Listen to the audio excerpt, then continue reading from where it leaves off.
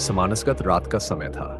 गांव के बाहर बने पुराने हवेली में राघव अपने दोस्तों के साथ कहानी सुनाने बैठा था।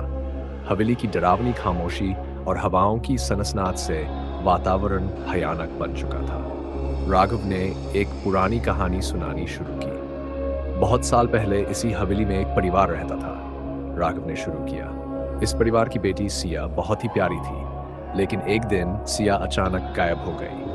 पूरे गांव ने उसकी बहुत तलाश की, पर वह कहीं नहीं मिली। कहते हैं सिया की आत्मा आज भी इस हवेली में भटकती है, राघव ने गहरी आवाज में कहा। रात को जब कोई इस हवेली में आता है तो वह उसकी परछाई बनकर उसके पीछे चलती है। राघव की बातें सुनकर उसके दोस्तों के चेहरे पर डर साफ दिखने लगा था। अचानक हवेली की एक खिड़की जोर से बंद हो गई। सभी चौंक गए। राघव ने हंसते हुए कहा, डरो मत, ये सिर्फ हवा थी। लेकिन उसके दोस्त चिंतित हो गए। उनमें से एक ने कहा, राघव चलो यहाँ से निकलते हैं। वे सब हवेली से बाहर की ओर चल पड़े, लेकिन जैसे ही वे दरवाजे के पास पहुंचे, दरवाजा खुद ब खुद बंद हो गया।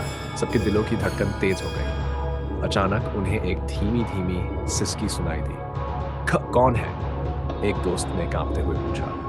अंधेरे में एक छाया धीरे धीरे उनकी तरफ बढ़ती हुई नजर आई। राघव ने फोन की फ्लैशलाइट ऑन की और उस रोशनी में उन्होंने देखा वह छाया सिया की ही थी। सिया की आत्मा ने धीमी आवाज में कहा, मुझे यहां से आजाद करो। यह सुनकर राघव ने साहस बटोरते हुए पूछा, तुम्हें क्या चाहिए? सिया की आत्मा ने बताया कि उसे हवेली में छुपा एक पुराना पेंडेंट चाहिए।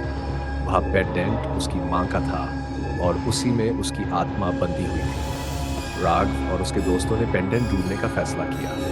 उन्होंने पूरा हवेली छान मारा और अंत में एक पुराने बक्से में पेंडेंट मिला। जैसे ही उन्होंने पेंडेंट सिया की आत्मा को दिया, वह रोशनी में बदलकर गायब हो गई। दरवाजा खुल गया और हवेली की खामोशी में एक सुकून सा आ गया।